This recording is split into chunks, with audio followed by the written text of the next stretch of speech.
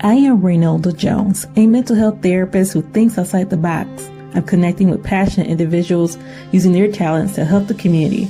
I call them visionaries and trailblazers. Join me as I connect with them today.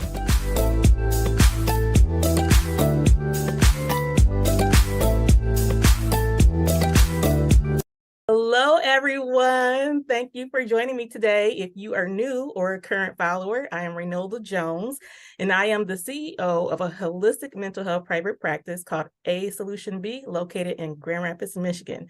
And today I'm here with Kyle Austin. Thanks, Kyle, for coming in. Hey, how you doing? I'm good. Thanks for asking. So before I have Kyle talk, I want to tell you briefly how I heard about what's going on. Now, I've known Kyle for some time. Our families are kind of grown together. And anyway, but beyond that, he has a lot of talent. I went to this event called Rock the Runway. Make sure that you guys look into that. It's for breast cancer awareness. He made an announcement on stage saying that he has a product line and he's working on a mental health program. And I said, I definitely have to get him on here for this interview. So thank you for joining me, Kyle. You're welcome. You're welcome. So tell us a little bit about yourself. All right, so I graduated 2020, class of COVID. That's what I always say. It was a really tough time. Really, my journey really started with clothes after, I guess, basketball kind of ended. My basketball season ended literally the day before our district finals games. I had a lot of college scouts going to that game, and then COVID ended, so I didn't end up playing college basketball. So I thought to myself, is okay, what else can you do? Because you're more than an athlete. You always want to start a clothing brand. So I thought about it. It took me a while, and I was like, you know what? I'm gonna actually do it. Because at first, I honestly thought I was too young to start a business. I graduated at 17, so I'm 17. I can't start a business right now. Once I got older, I started seeing other young people start a business. I'm like, you know what? I'm gonna try it myself. And then as I was trying to find myself as a person with God, that's when I came up with the name Distnct Gyarari, because I feel like I'm a distinct individual. And then gallery is like art. When I think of gallery, I see art. So I feel like I'm very good at just making stuff look like art. So that's when I got a little fancy with it. I looked up a lot of names, the different languages, to give my name a little flair and pizzazz and really stand out from other brands. So that's when I turned gallery and turn it into Japanese. So as you can see, the word gallery is in Japanese. So you got Distnct Gyarari. It's the art of being different. So I love the meaning. I love the fact that you did research in different languages, so you're inclusive. I love that. Now, you mentioned being inspired by other young people, and I think that's great, because you don't know who you're inspiring today just by doing this interview or that day you were on stage mentioning your product. So if somebody came to you that was 17 today and said, man, I can't even see myself starting this because I'm too young, or maybe I don't have money, what would you tell them? One thing I would tell them is actually get that mindset out your head, because one thing I've noticed is you're never too young to start. That's what I've always been told. You're never too young to start. One thing that did change my perspective is I was on, I think it was TikTok, and it was a 12-year-old. He was doing, I think it was Bitcoin or NFTs. Oh, wow. He was a multi-millionaire. And that changed my perspective. I'm like, if he can do that, I can definitely start my own business. So that just showed me you're never too young to start anything and do anything. And it's never too late. So that's one thing that I would tell people. It's never too late. You can, and we're young. You have time to try and fail. So that really pushed me, because I got time to fail right now. So I'm only 20 years old, and that really pushed me. So that's what I would tell them. You have time to try and fail and succeed at the same time. So that's exactly what I would tell them. Yeah. One of the things I'm hearing from you is that it's okay to fail. I think that's some of the fears that people have, is that if they don't do it perfectly, they'll mess up. But failure, there's a lot that you can learn from failure. That was me. I was like, if I fail, but that's how you succeed. As I've gotten older, and learning this at a young age is amazing, because failure is what helps you. Okay. my product didn't do good this week. Why is that? And you can study that. Now, next week, you're booming in sales, right? So and then with failure, you can find a way how to keep your product or whatever business you're doing consistent and consistent and consistent. So failure is a key to success because it helps you learn on how to keep that success going. So failure is key actually to success. Nice, nice. I hear that as it's kind of like a muscle where you're learning over and over and over. Okay, this didn't go right, so I can add this technique, or I can maybe talk to this resource, something along that line. Exactly, because you're not going to get it the first time. Mm-hmm. No. I think one of the issues, though, is that you go on TikTok, you go on Instagram, wherever social media, and people tend to be only showing the successes. They don't show that, I see all these things where they say make 6 figures in 2 nights, Yeah. They don't show that there were days where they hardly had any money in their pocket, or they couldn't even afford, a hamburger. And some people haven't gone that extreme, but they don't show the different challenges they've experienced. And that's hard because that was one thing that I struggled with, seeing other people succeed. And I'm like, dang, I want to be like that. And that's why I had to take a break from social media, because it was getting to me. It was discouraging. I'm like, okay, they're making all this money with their clothing brand. I want to be the same way. So for me, I had to take a sacrifice. You know what? Let's just research and learn what it takes to get to the level, but without seeing it. So I have to just really cut that out in my head and really delete social media for a while and really focus on me, because that's going to discourage me and probably make me give up. So what you have to do is basically protect your mind, because one thing I've noticed is if you don't protect your mind, you're not really going to make it any business that you do.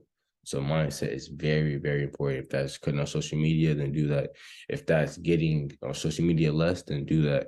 But whatever you have to do, you have to protect your mindset, because when time gets hard and you see stuff like that, it's going to get to you.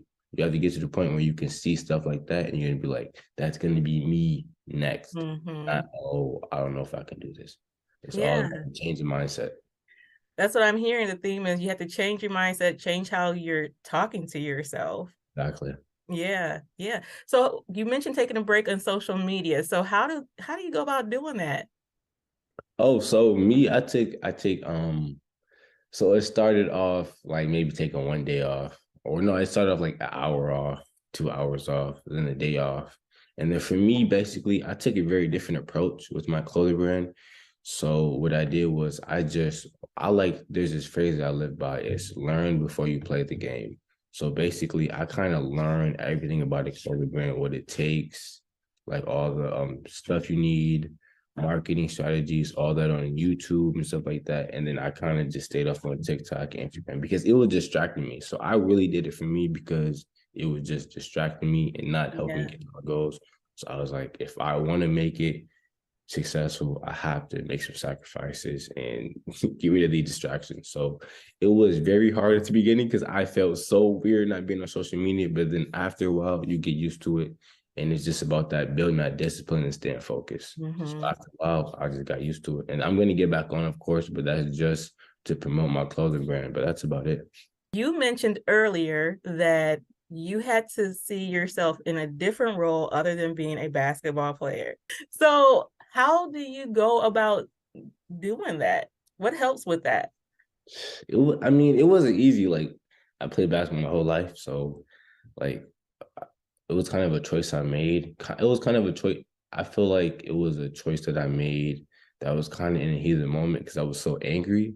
So there is some regret on that side, but at the same time, it was also easier because I knew that I'm not only good at basketball. So I feel like for everybody has more than one gift. So if there's football players and you feel like you're good at something else, then if that football doesn't work out, then try that other gift that you think you're good at. So for me, I was like, you know what?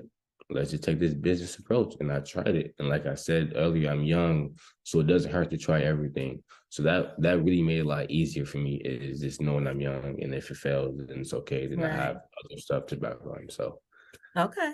I think of how many people that take one role of themselves and they just subscribe to that role, where you, for you, you're a son, you're a brother, you're a lot of things that incorporates who you are as one person, but they're all pieces of you, you know. Exactly. And there's so many people that they just hold on to that one thing and they don't see anything else outside of it, you know. But what I like about what you said though was that you use anger, because anger's an okay emotion, okay, but you use it constructively. You use it as a way. It doesn't always feel good, but you use it as a way to motivate you or to change that mindset. Right. Right. And that's really, because if you don't control your anger, like, you can sometimes make bad decisions that you regret. So it's very important that you get that under Yeah, control. absolutely. But I want to pause. If you are new to this video today, I'm with Kyle Austin. Right now, he's a designer and he's a visionary, is what I'm saying, in our community. So if you have questions or comments, make sure to leave them below. If we don't get to them today, I'll make sure to contact Kyle. Maybe we'll do a second video. Maybe I'll just have him answer those as a response. So make sure to do that. Thank you. So Kyle, I want to transition over to, you mentioned that there was a type of service that you want to start. And I know you might not have all the details, but what is the vision for this service? So I think I was thinking about just talking about mental health, because I feel like when it came to my mental health in high school, and basically just, I mean, still right now, but it was terrible. And where I was at and where I am now is like such big steps ahead.